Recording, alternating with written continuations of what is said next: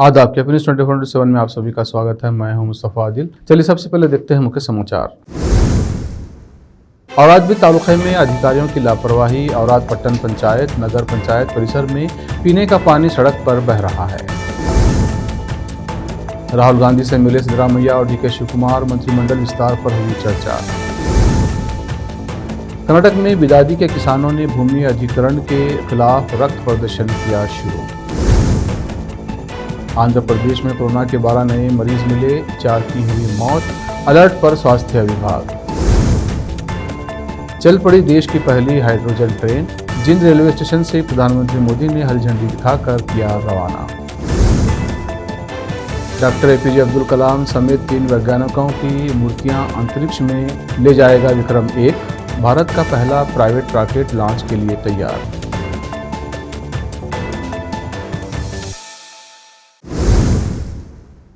अब समाचार विस्तार से। बिदर शहर के श्री जगन्नाथ मंदिर श्री कृष्णा चैतन्य ट्रस्ट ने रविवार 19 जुलाई 2026 को बड़ी श्रद्धा और उत्साह के साथ श्री जगन्नाथ रथ यात्रा महोत्सव का आयोजन किया है। श्री कृष्णा चैतन्य ट्रस्ट के एग्जीक्यूटिव कमेटी के सदस्य रामकृष्ण साले ने कहा कि जगत के नाथ श्री जगन्नाथ के नारे के साथ होने वाले इस महोत्सव में हजारों भक्तों के शामिल होने की उम्मीद है। बुधवार को शहर के डिस्ट्रिक्ट प्रेस हाउस में एक प्रेस मीट को संबोधित करते हुए उन्होंने कहा कि रथ यात्रा रविवार 19 जुलाई को सुबह 11:30 बजे शहर की रामपुरी कॉलोनी में श्री लक्ष्मी सत्यनारायण मंदिर से धूमधाम से शुरू होगी। रथ यात्रा शुरू होने से पहले लक्ष्मी नारायण मंदिर में पूजा अर्चना, प्रार्थना, गोपूजा, महाप्रसाद आदि धार्मिक कार्यक्रम होंगे। ये बड़ी रथ यात्रा शहर के मुख्य रास्तों Bamgundeshwar circle, Basaveshwar circle, Bhagat Singh circle, Ambedkar circle, Janwada road से गुजरेगी और आखिर में चिकपेट हैदराबाद रिंग रोड पर मामनकेरी ज्ञान सुधा स्कूल के पास में श्री जगन्नाथ मंदिर नीलाचल धाम पहुंचेगी। रथ यात्रा के दौरान हजारों भक्त रथ यात्रा पर फूल चढ़ाएंगे। महाप्रसाद, पानी वगैरह का इंतजाम किया जाएगा। ये रथ यात्रा जुलूस सुबह 11:30 बजे शुरू होगा और शाम 7 बजे तक चलेगा। हर साल की तरह इस साल भी जगन्नाथ मंदिर में 9 त्यौहार मनाए जाएंगे। इस मौके पर रोटरी क्लब न्यू सेंचुरी के वीर शेट्टी मणि ने कहा कि मंदिर में आरती सेवा, श्रृंगार सेवा और भोग सेवा लगातार हो रही है। हर रविवार को लगभग 600 लोगों के लिए अन्नदान सेवा का आयोजन किया जा रहा है। इसके अलावा हर रविवार शाम 7 बजे मंदिर परिसर में भगवत गीता और भगवत सत्संग कार्यक्रम का आयोजन किया जाता है। उन्होंने कहा कि मंदिर के जाने माने लोगों में से एक राजकुमार आले ने कहा कि जो डोनर श्री जगन्नाथ नित्य सेवा के जरिए पैसे की मदद करना चाहते हैं, वे हमारी संस्कृति और विरासत को अगली पीढ़ी तक ले जाने के लिए इस अच्छे काम के लिए श्री कृष्ण चैतन्य ट्रस्ट को अपनी पूरी रकम दान करके सहयोग कर सकते हैं। प्रेस मीट में बीजेपी के सीनियर नेता और local leader Ishwar Singh Thakur, TRS leader Shivram Joshi, Abhishek Anand और दूसरे लोग मौजूद थे। कैमरामैन पपुराज का कवरेज। देश विदेश और इस तरह समाचारों के लिए चैनल को लाइक, शेयर और सब्सक्राइब कीजिए।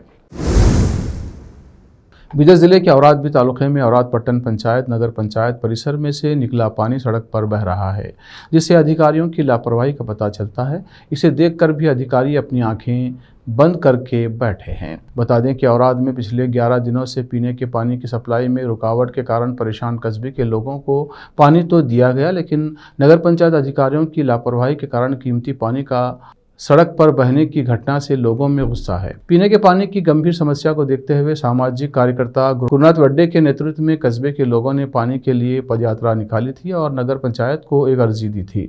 इस समय नगर पंचायत प्रमुख ने लिखित आश्वासन दिया था कि गुरुवार से पानी की सप्लाई की जाएगी। इसके अनुसार गुरुवार को कस्बे में पानी की सप्लाई की गई, लेकिन पानी की सप्लाई के बाद संबंधित अधिकारियों और कर्मचारियों द्वारा पानी की सप्लाई सिस्टम की ठीक से निगरानी न करने के कारण गुरुवार को 4 बजे से रात 8 बजे तक भी सड़क पर पानी बह रहा था और बर्बाद हो रहा था। एक तरफ जहां लोग 11 दिनों से पीने के पानी के लिए जूझ रहे हैं, वहीं दूसरी तरफ लोगों ने गुस्सा जाहिर करते हुए कहा कि इस तरह से कीमती पानी की बर्बादी नगर पंचायत की एडमिनिस्ट्रेटिव की नाकामी को दिखाती है। शहर के लोगों ने मांग की है कि संबंधित अधिकारियों के खिलाफ तुरंत एक्शन लिया जाए, पानी की बर्बादी ना हो, इसके लिए सही मॉनिटरिंग की जाए और भविष्य में ऐसी लापरवाही दोबारा ना हो, इसके लिए सख्त एक्शन लिया जाए। और आज से केपी न्यूज़ के संवाददाता अलीम पाशा की रिपोर्ट। देश विदेश और स्थानीय समाचारों के लिए चैनल को लाइक, शेयर और सब्सक्राइब कीजिए। जाने माने शिक्षाविद और जलवायु कार्यकर्ता सोनम वांगचुक 20 दिनों से भूख हड़ताल पर हैं। इस संबंध में विश्व क्रांति दिव्यापीठ बीदर कर्नाटक के अध्यक्ष ओम प्रकाश रोटे ने सोनम वांगचुक से भूख हड़ताल खत्म करने और अपनी जान बचाने का अनुरोध किया है।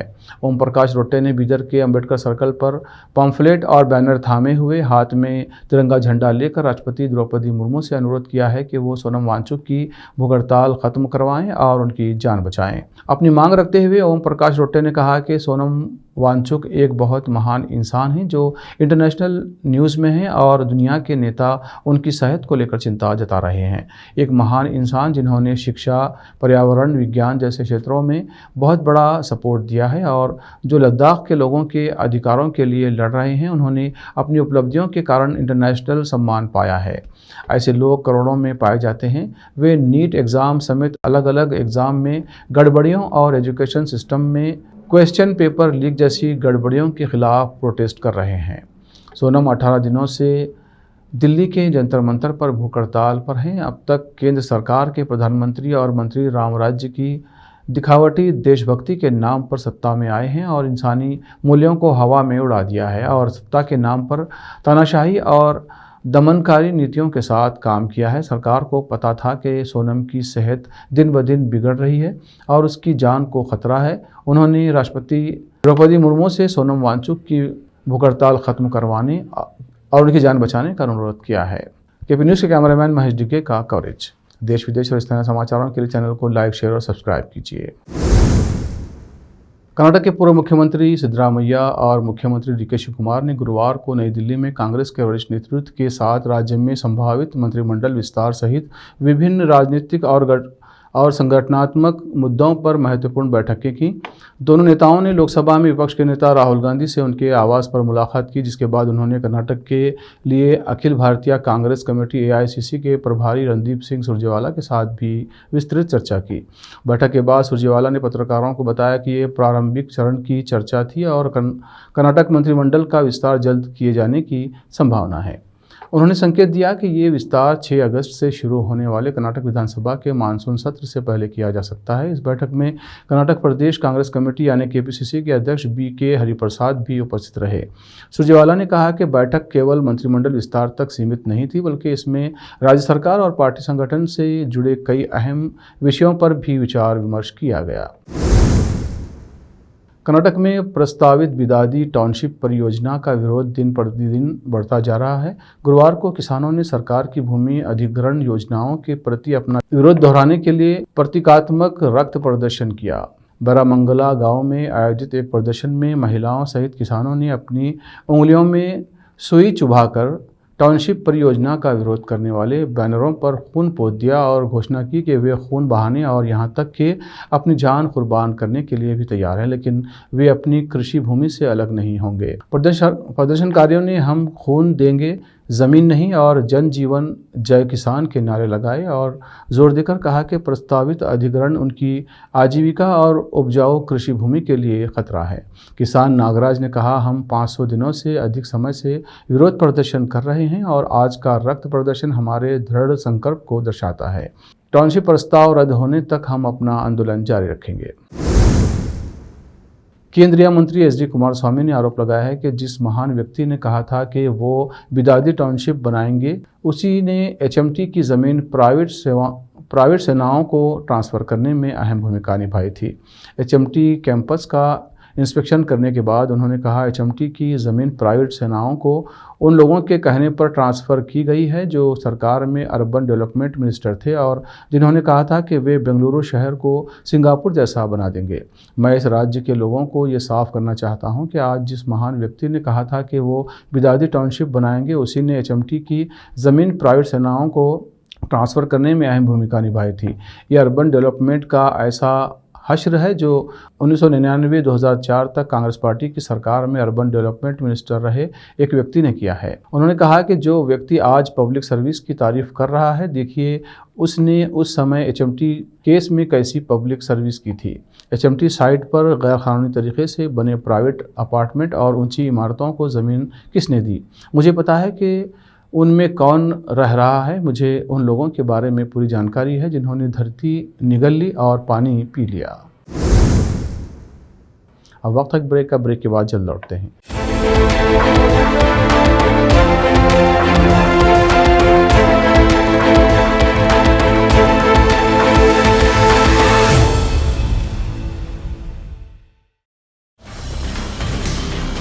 हिंदुस्तान के हर कोने में हम हैं मौजूद।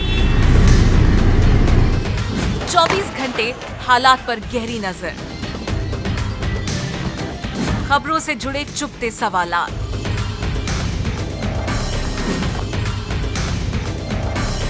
और आपको दिखाता है धार्मिक, सामाजिक, राजनीतिक,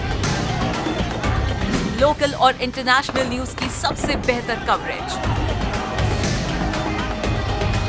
जो आपको रखती है हर पल बाखबर। देश और दुनिया भर की खबर के लिए देखते रहें केपी न्यूज 24/7।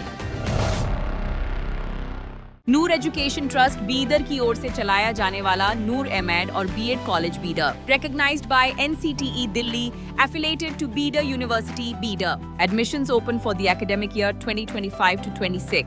विशेषज्ञ और सक्षम शिक्षकों द्वारा शिक्षा प्राप्त करने के लिए नूर एमएड और बीएड कॉलेज बीदर में दाखिला लें और शांत वातावरण में उच्च स्तरीय शिक्षा प्राप्त करें। बीदर शहर में बेहतर शिक्षा का एकमात्र केंद्र नूर एमएड और BEd college Bidar. For more details contact Noor colony near horticulture centre, Haldagiri के Hyderabad road, Bidar 585403 Karnataka, India. Phone numbers 9945283920, 8050172745।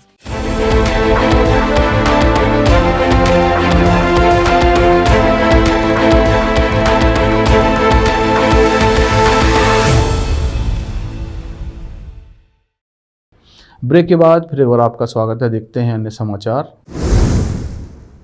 Andhra Pradesh में पिछले 20 दिनों में कोरोना वायरस के कुछ नए मामले सामने आए हैं, जिसके बाद स्वास्थ्य विभाग ने निगरानी बढ़ा दी है। स्वास्थ्य विभाग के मुताबिक आंध्र प्रदेश में 26 जून से 16 जुलाई 2026 के बीच कोविड के 12 नए केस मिले हैं, जिनमें से 4 मरीजों की मौत की पुष्टि कोविड की वजह से हुई है। हालांकि प्रशासन ने स्पष्ट किया है कि राज्य में स्थिति पूरी तरह नियंत्रण में है और आम जनता को घबराने की कोई आवश्यकता नहीं है। वहीं जिन मरीजों की मौत कोविड की वजह से हुई है, उनको कई पुरानी बीमारियां भी थीं। फिलहाल दूसरे मरीजों को स्पेशल वार्ड में रखा गया है। आंध्र प्रदेश में इस साल कोरोना का पहला मामला 26 जून को कड़पा जिले में सामने आया था। इसके बाद 1 जुलाई से 16 जुलाई के बीच 11 और मामले सामने आए। संक्रमित लोगों में से 2 की पहचान पहले से कन्फर्म कोरोना मरीजों के करीबी संपर्क के तौर पर की गई थी। सबसे ज़्यादा 8 मामले कड़पा में ही दर्ज हुए हैं, जबकि 2 मामले गुंटूर, एक विशाखापट्टनम और दूसरा काकीनाडा जिले में मिला है। स्वास्थ्य विभाग के प्रमुख सचिव वीरा पांडियन ने कहा कि ये मामले अलग अलग मंडलों और जगहों से सामने आए हैं और किसी एक इलाके में इनका कोई क्लस्टर फिलहाल नहीं बना है। 26 जून से 15 जुलाई के बीच राज्य भर में 67 कोरोना के टेस्ट हुए थे, जिनमें 11 पॉजिटिव पाए गए थे। काकीनाडा जिले के एक और मरीज का टेस्ट तमिलनाडु के वेल्लोर स्थित क्रिश्चियन मेडिकल कॉलेज में हुआ था, वो भी पॉजिटिव आया था।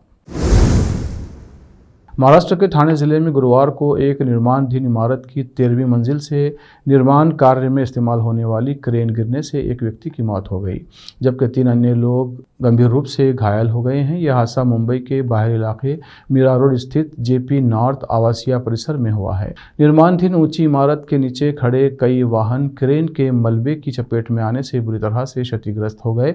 हादसे की सूचना मिलते ही पुलिस और दमकल विभाग के कर्मचारी तुरंत मौके पर पहुंचे और युद्ध स्तर पर बचाव और राहत कार्य पूरा किया। क्रेन गिरने के सटीक कारणों का अभी तक पता नहीं चल पाया है। देश को पहली हाइड्रोजन ट्रेन की सौगात मिल चुकी है। प्रधानमंत्री मोदी ने जिंद रेलवे स्टेशन से देश की पहली हाइड्रोजन ट्रेन को रवाना किया। ये ट्रेन जिंद से सोनीपत जाएगी। ट्रेन में सवार यात्रियों ने अपने अपने अनुभव भी साझा किए। हाइड्रोजन ट्रेन की सौगात के साथ साथ हरियाणा, पंजाब के दौरे पर पीएम मोदी अमृत भारत योजना के तहत विकसित 75 अलग अलग रेलवे स्टेशनों का उद्घाटन भी करेंगे। प्रधानमंत्री मोदी दौरे के दौरान 26,000 करोड़ रुपये से अधिक की विभिन्न विकास परियोजनाओं का शिलान्यास और लोकार्पण करेंगे। वो भारत की पहली हाइड्रोजन ट्रेन को भी हरी झंडी दिखाया है। इस दौरान वो चंडीगढ़ और हरियाणा के जिंद में जनसभाओं को भी संबोधित करेंगे। प्रधानमंत्री ने कहा कि वो रेलवे, स्वास्थ्य सेवाओं, संपर्क और शिक्षा से जुड़ी विभिन्न परियोजनाओं एवं कार्यक्रमों में हिस्सा लेंगे, जिनका लोगों, विशेषकर युवाओं के जीवन पर बेहद सकारात्मक प्रभाव पड़ेगा।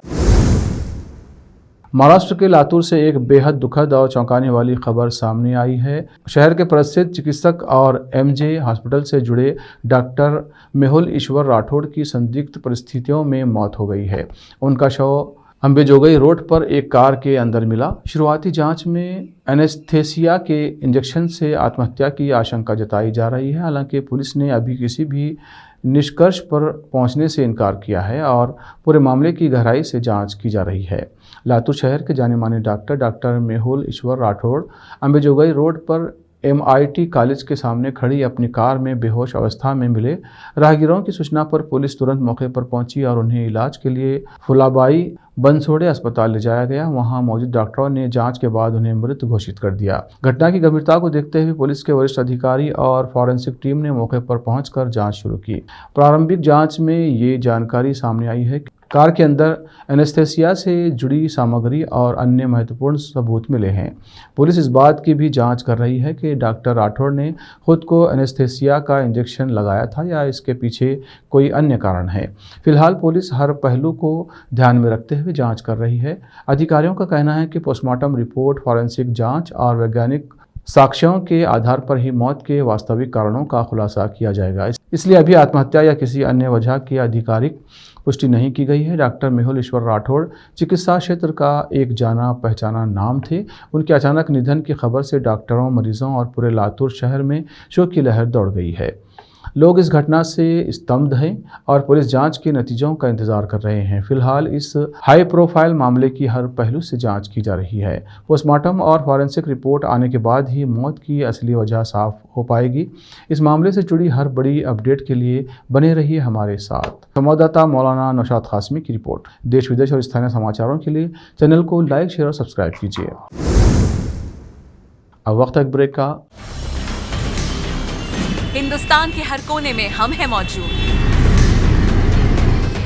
24 घंटे हालात पर गहरी नजर,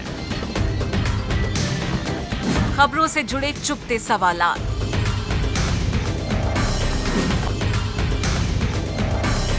और आपको दिखाता है धार्मिक, सामाजिक, राजनीतिक,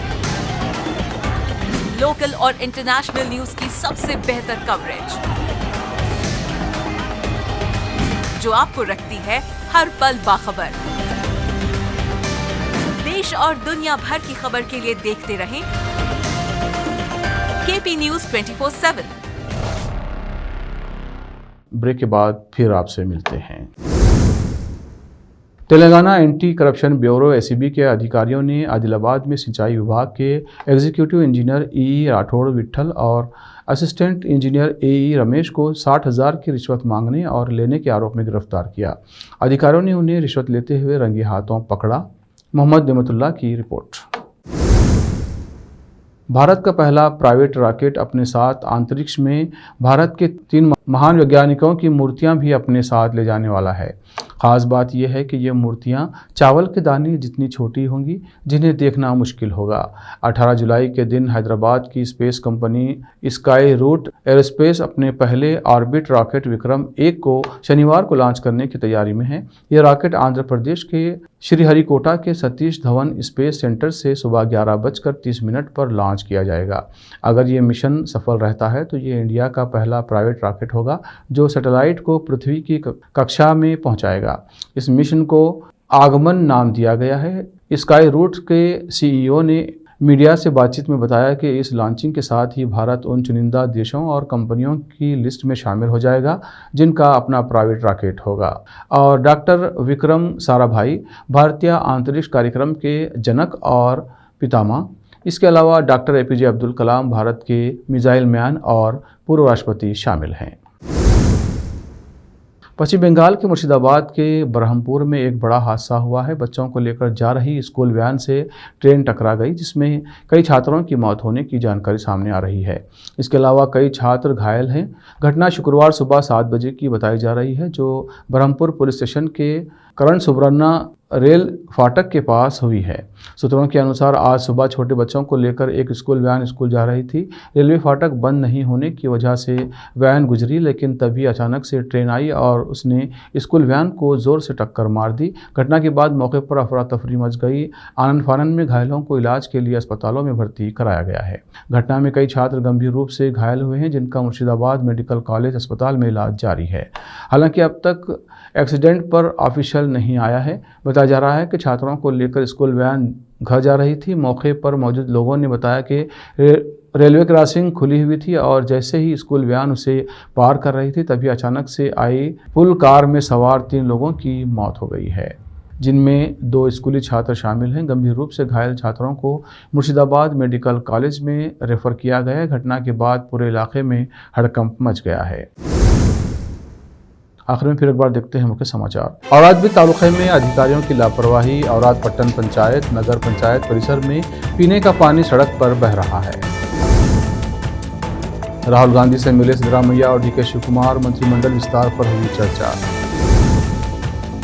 कर्नाटक में बिदादी के किसानों ने भूमि अधिग्रहण के खिलाफ रक्त प्रदर्शन किया शुरू।